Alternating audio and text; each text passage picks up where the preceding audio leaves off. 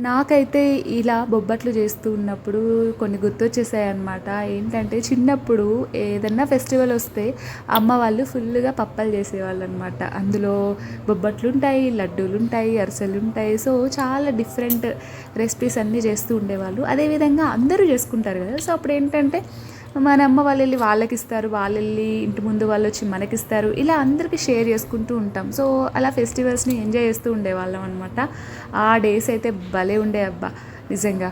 So, ఏంటంటే but ఇక్కడ sweet విషయానికొస్తే స్వీట్ రెసిపీ అనేది ఎప్పుడు కొంచెం తింటాము. కొంచెం కొంచెంగా తింటాము. బట్ ఫైనల్‌గా అయితే ఫినిష్ చేస్తాము. నాకైతే స్వీట్ రెసిపీస్‌లో ఉన్న స్పెషాలిటీ అదే అనిపిస్తది. టోటల్‌గా ఫినిష్ చేయడమే దీని యొక్క స్పెషాలిటీ అనమాట. సో, అలా గుర్తొచ్చాయి చిన్నప్పటి జ్ఞాపకాలు. సో, మీకు కూడా గుర్తొస్తే కామెంట్ సెక్షన్‌లో కామెంట్ చేయండి. And thank you so much. Bye bye. Please subscribe. మస్తుగా ఉంది మన వంట ఛానల్.